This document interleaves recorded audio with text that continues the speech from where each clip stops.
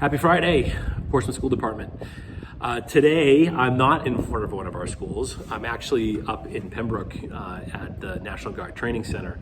And I'm up here, and it was a great reminder for me about the fact that what we're trying to do in the school district is create lifelong learners.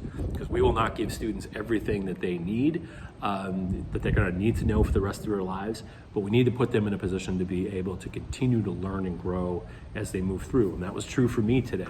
As I'm moving into a new state, I know what it's like to be a superintendent, but there's a lot of things I need to learn about New Hampshire. And up here today was an opportunity where I met with most of the other superintendents from around the state to talk about some of the things that we're all facing and try to have some deeper learning about some of the regulatory changes and ways in which we can help each other out. So it's a great reminder about the mission of what we're trying to accomplish and how it applies to all of our students. Second, the two things that I have for you this week. One is an update on some protocols, and the second is to just inform you about some recognition, some cool recognitions some of our folks have received recently. So first on the protocols, I'll let you know that our COVID protocol, we've adjusted the format of our COVID protocol.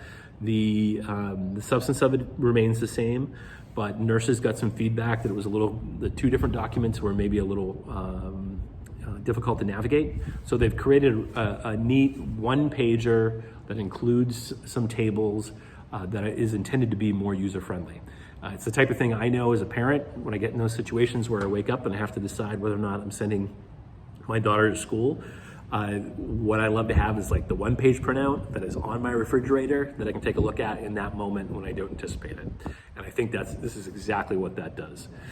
The key thing, I'll give you the one sentence. The nurses wanted to make sure that I communicated to folks, like the key way of thinking about all this is that any student who has new symptoms of illness should stay home until COVID testing is complete and the symptoms have improved. I mean, if there's one thing that's the sentence in terms of thinking about this stuff. If you have any questions about specifics, do not hesitate to contact your school nurses. They're ready to receive your calls and help you out. Finally, I just want to point out these two recognitions that were recent for some of the folks who work in the district. We do have some amazing folks who work for us, and these recognitions were just a good reminder of the quality of some of the folks who work for you in Portsmouth schools. The first is Helene Wemple. Helene's the foreign language, works in foreign language at the high school. And she received in May, the district was notified that she received the Fulbright Distinguished Award in Teaching Research. And then, for those of you who know the Fulbright program, it's a very distinguished program that tries to build understanding between the United States and other places. And it's through sponsoring projects proposed by folks. And then those projects get sponsored through federal dollars to be carried out. Helene's work is going to be around between the United States and Colombia, and it's a really interesting project about intercultural exchange that involves students.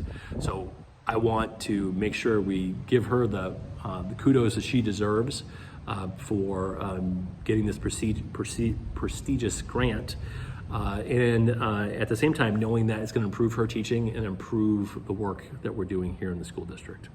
And the second one is Tom Kozakowski.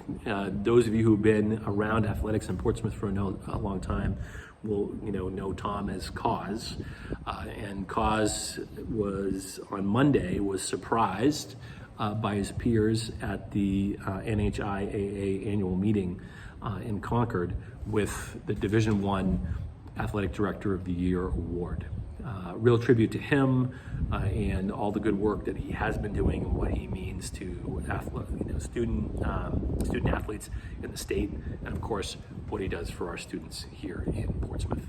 So those are my couple thoughts for this week. I hope everybody's going to have a wonderful weekend. Please be aware we're getting into the season of the year where whether it is through athletics or other types of things, that our students are starting to be, there are student events that people can attend. I encourage you to attend student events, to come and see our students perform in a variety of different ways in which they do and support those students. So if you get a chance to start doing that, please come and be a bigger part of our school community. Okay, everybody, have a great weekend. Take care.